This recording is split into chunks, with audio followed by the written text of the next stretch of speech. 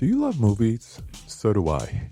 What's up, y'all? It's KB, and I love movies, inviting you to listen to The Conversation, a film podcast where passion meets perspective and opinion. From the old school to the new, I invite a guest on to discuss the movies that thrill us, challenge us, break our hearts, or even blow our minds. There's always new episodes dropping wherever you get your podcasts. So join the conversation. We don't just watch movies. We love talking about them too. The Conversation with KB Loves Movies, a part of Someone's Favorite Productions podcast network. The audio commentary. It's a dying art form, but here at One Track Mind, I, your wonky yet affable host Ryan Luis Rodriguez, analyze film through the prism of these embryonic forms of podcasting, one audio commentary at a time. Masterpieces, craftsmanship, live action, animation, cult classics, films literally no one has ever heard of. No track is too small and no track is too big. Join me and my guests from the entertainment world as we keep these features alive every other Tuesday. Hey, who else is going to discuss Bill and Ted's Bogus Journey one week and Citizen Kane the next? Us, that's who. Sure, you have to put up with my voice, but there's a certain give and take in this industry. That's One Track Mind, part of the Someone's Favorite Productions family and available wherever you get your podcasts.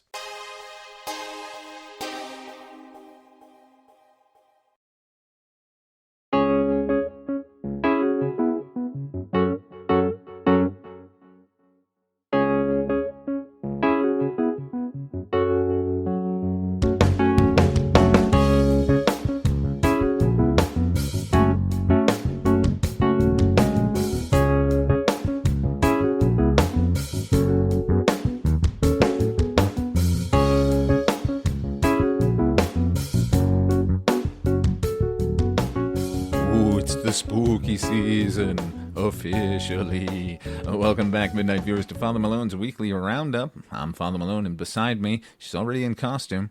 That's from Logan's Run, right? Yes, a Sandman. Oh, you're specifically Richard Jordan. Okay. The Richard Jordan Sandman beside me is Ripley. Say hi, Ripley Jean.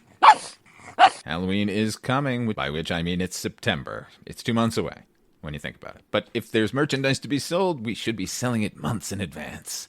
Not that I'm complaining, the Christmas mania always drove me a bit bonkers, so having its polar opposite around is not the worst thing in the world. Plus, it gives us an excuse to do a themed episode.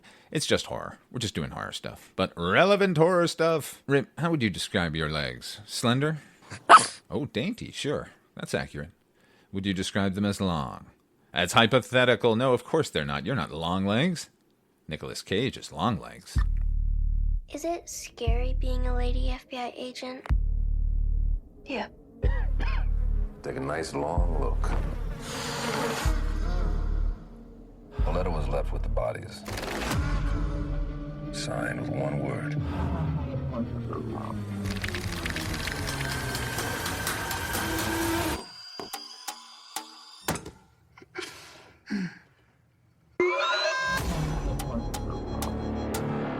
I saw a beast rise up out of the sea with 7 heads and 10 horns.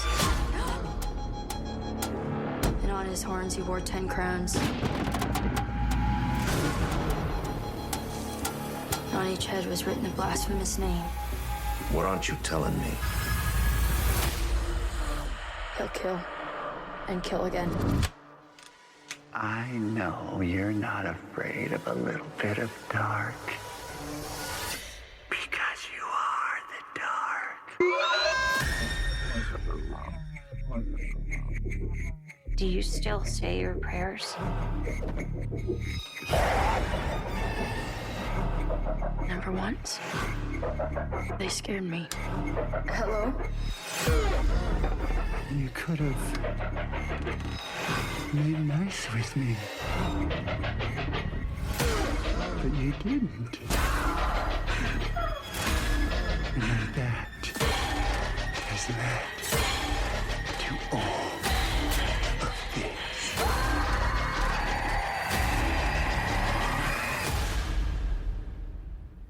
be waiting.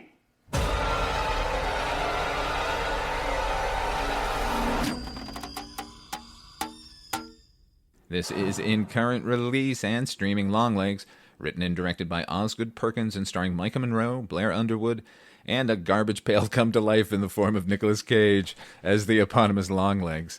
Micah Monroe plays a newly minted FBI agent put on a years-long case involving a serial killer who doesn't actually perpetrate his crimes. Each of the victims' families have commonalities. They all have a daughter, and those daughters were all born on the same birthday.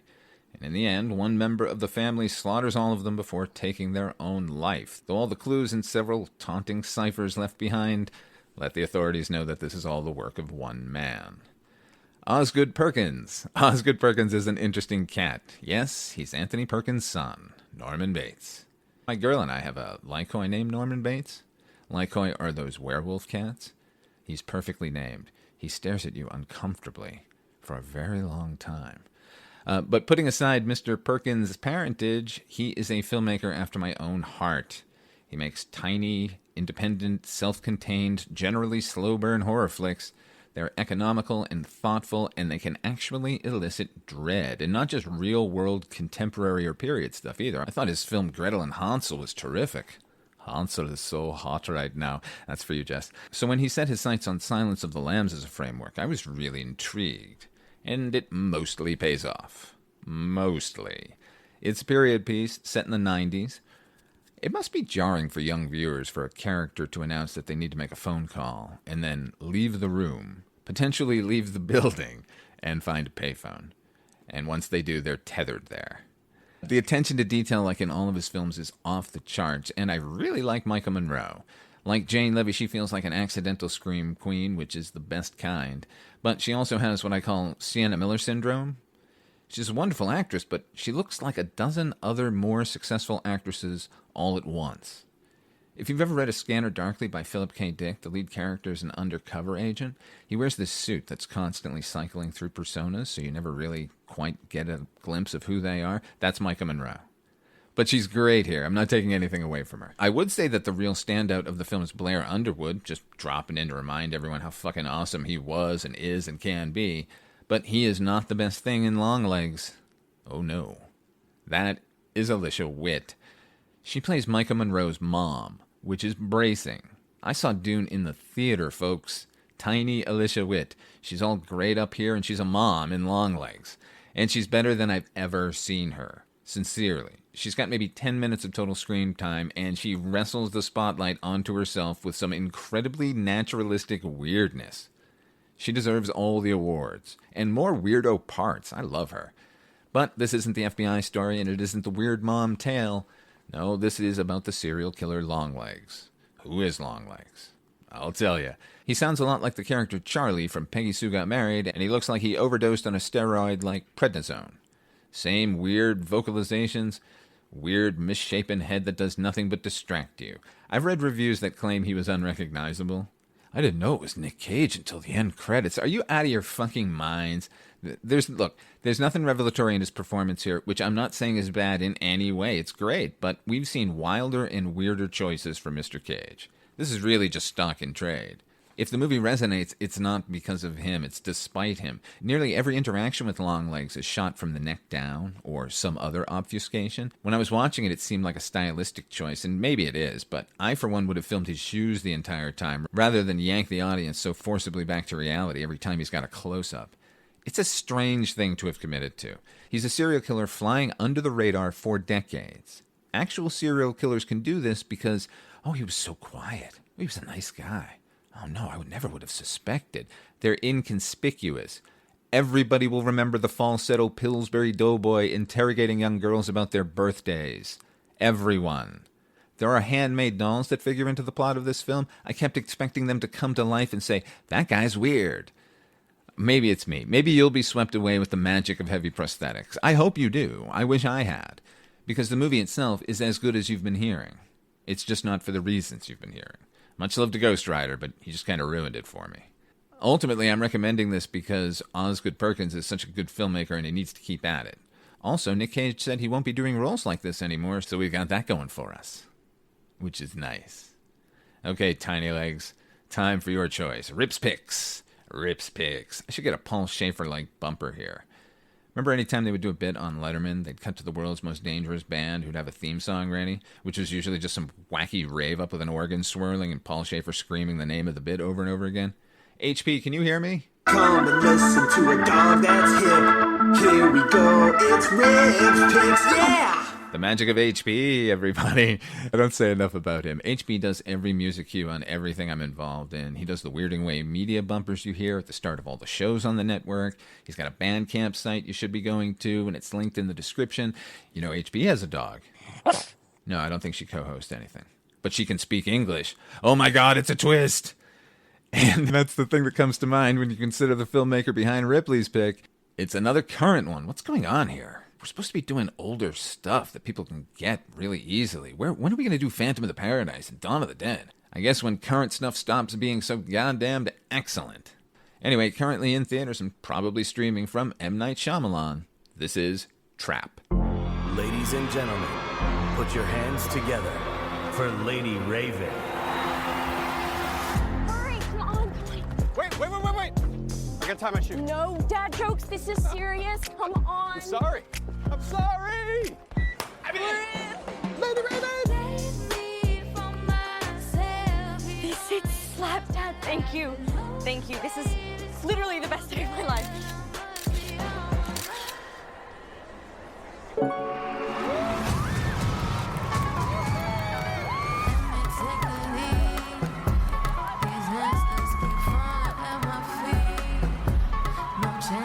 Hey, I gotta go to the bathroom. I can leave you here in the seat. I'm good, Dad.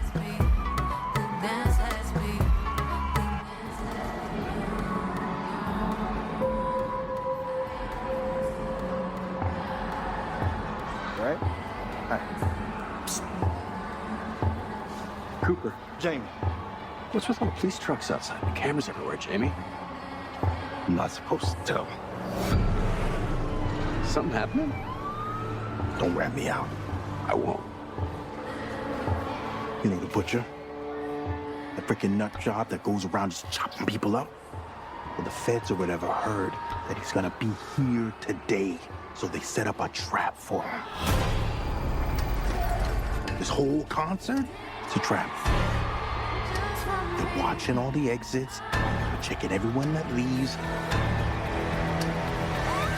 There's no way to get out of here.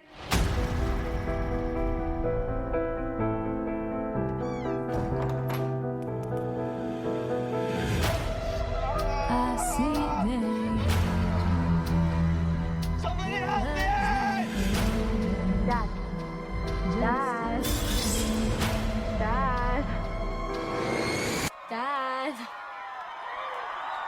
I'm sorry, Riley, what was that?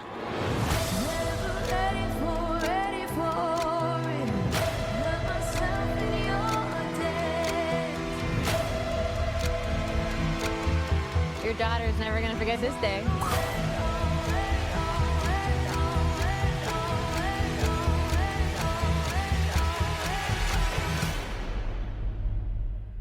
You're kind of dope, right?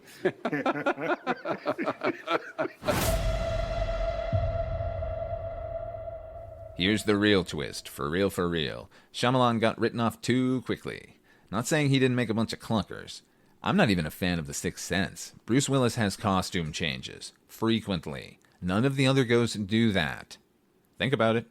Dirty Pool, M. Night. He's always been best on an intimate level, which is why this film presented as if it could be more happening than Signs.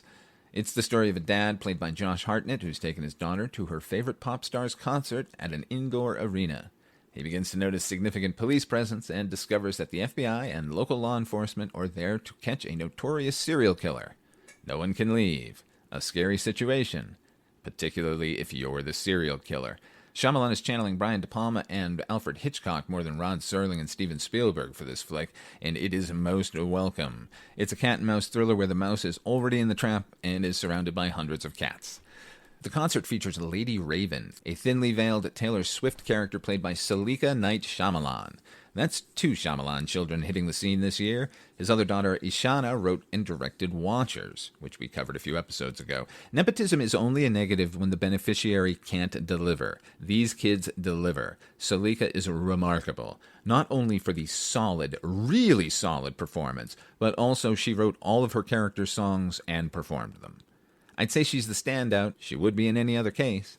But the fact is, this film is anchored by a performance by an actor I've been a fan of for a long time. I think the early part of his career got derailed by a dismissive, just a pretty boy thought of him, but I've always thought of him as an interesting actor, and I think the rest of the world is going to have to agree after this film. It's pure acting here. While there's tons of great dialogue throughout, it's everything unspoken by Hartnett that really conveys everything. We don't need one line from another character to let us know that the police are there for him. You read every emotion, every panic, every machination on his face. All the while trying his best to convince his daughter that all's well and they're just having a fun concert-going experience together. Shyamalan seems like one of the only filmmakers left who knows the power of a slow zoom-in. Giving us the whole scene and then taking us into the meat of it. I love that. His filmmaker has never been in question, and I don't think you can ever accuse him of anything less than being stylish. Oh, and he's great in it. He cameos again, sure, but he's a better actor than we give him credit for. He plays Lady Raven's uncle. And speaking of great, Haley Mills, identical twins. She plays the FBI profiler coordinating the police and providing a constant stream of information that not only illuminate the butcher as a character, but let us know how formidable she is. And that's a good word for her performance, formidable. The whole thing is formidable.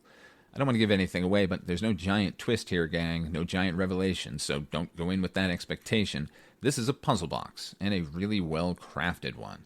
It makes you feel for everyone involved at different moments, and the payoffs are satisfying. Also, Josh Hartnett.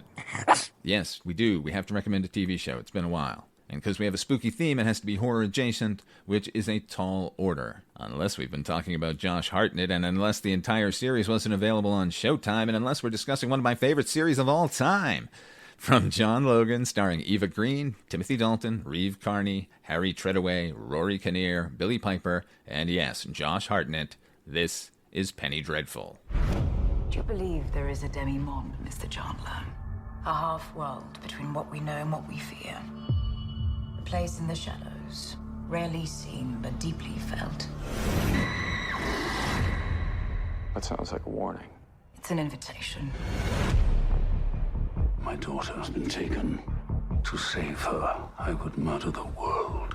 Sir Malcolm and I have a need for a gentleman who's not hesitant to engage in dangerous endeavors. So it's a job. Yes. There will be curses. There will be demons. There will be monsters. There is no going back from this moment. Dr. Frankenstein. Join me and you will behold terrible wonders. Life and death. The flicker that separates one from the other. We are responsible for it. Look into each other's eyes and pledge to go as far as your soul will allow. To be different, to be powerful, is that not a divine gift, Miss Ives? There are things you can't control. Battles, you lose. We all have our curses, don't we? If you have been touched by the demon, it's like being touched by the backhand of God. You must look into your heart, and you must answer me a question, just one. Do you really want to be normal?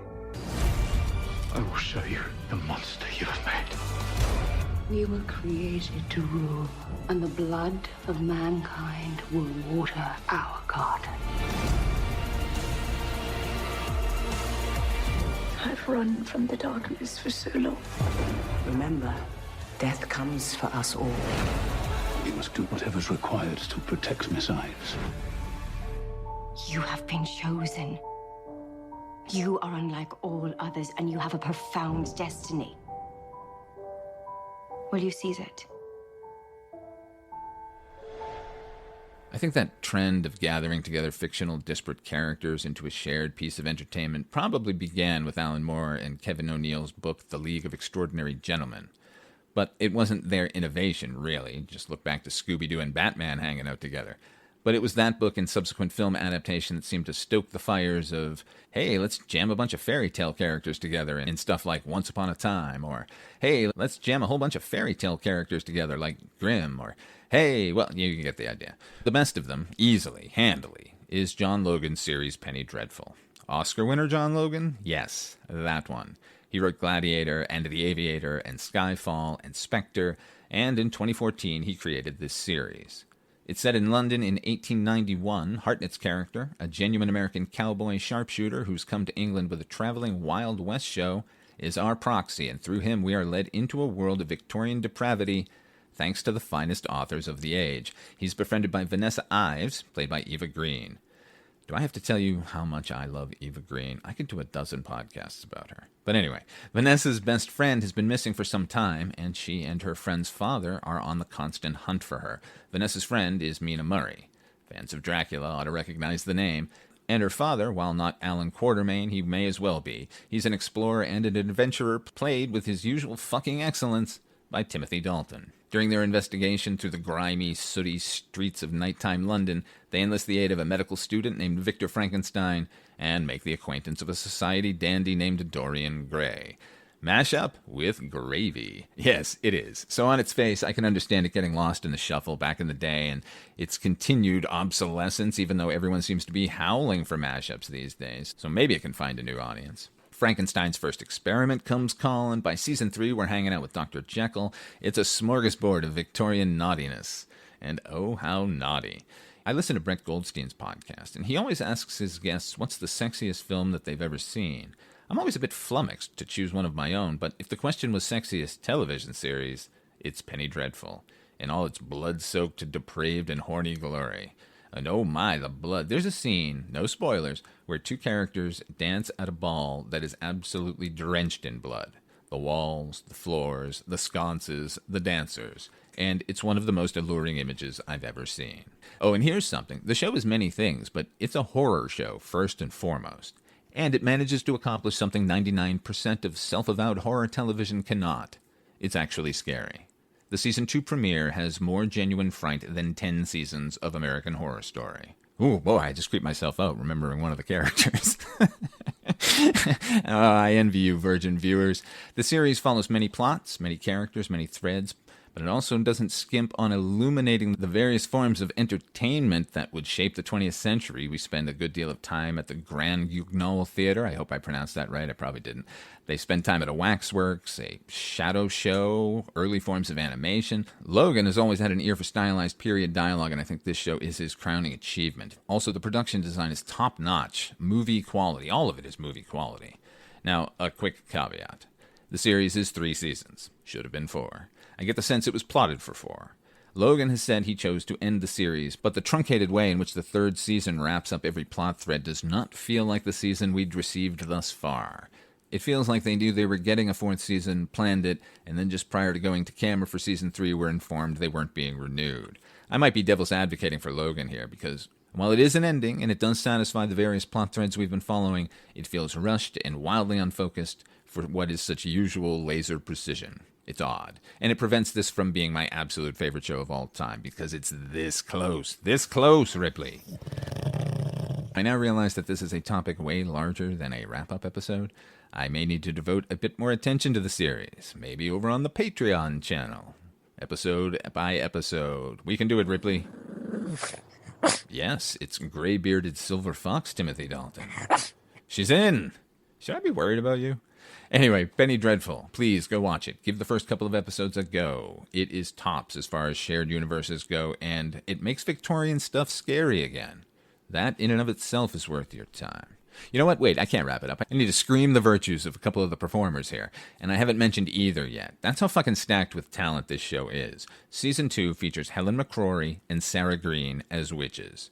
Helen McCrory, most will know as Draco Malfoy's mom in the Harry Potter films. She's icy in those films. She's everything here. Calculating, sweet, seductive, and horrifying. She could do it all, and she does it all here. She passed away a few years ago, so fuck you, death. Quit taking all the greats. Sarah Poole plays a character named Hecate, and she's a potential third side to a triangle between Josh Hartnett and Eva Green. So that's great because unlike most romantic triangles, there's no faulty angle here. All three characters are super strong. And you can see the appeal of them all around. Oh, and she's horrifying. I am going to spoil something. The witches in Penny Dreadful transform into chilling creatures that remain sexy and scary in equal measure. I fucking love this series. I'm going to stop. We're going to wrap this up. Wrap up the Roundup. Thank you, everyone, for listening week in and week out. You've made the show double in popularity over the past few months, and I'm humbled and grateful. If you want more of something or less of another, let me know. We're open to suggestions. I'm open to suggestions. You can reach me at fathermalone71@gmail.com. And if you want to support the show, head on over to Patreon and become a subscriber. You can sign up for free. You won't get anything, but my ego will grow 2 sizes that day. Paid members get episodes early and ad-free, and evidently are going to get a new show dedicated to Penny Dreadful. Fuck, now I've said it, so it's going to happen. That's patreon.com/fathermalone, or if money's a bit scarce, whew, boy, ain't it. You can help us by giving us a 5-star review on Apple Podcasts, or sharing it, or just telling someone about it. Either way, anyway, thank you for listening. This Friday, we've got an episode of Anthology's Attack. I haven't decided which one you're getting, but the choices are all fun. So tune in then. And until next time, here's a line from Penny Dreadful. I'm not going to use a clip because I'm a ham. No, we don't have ham. Anyway, here's the line. You will not die while I'm here. You will not surrender while I live. If I have one goddamn purpose in my cursed life, it's that.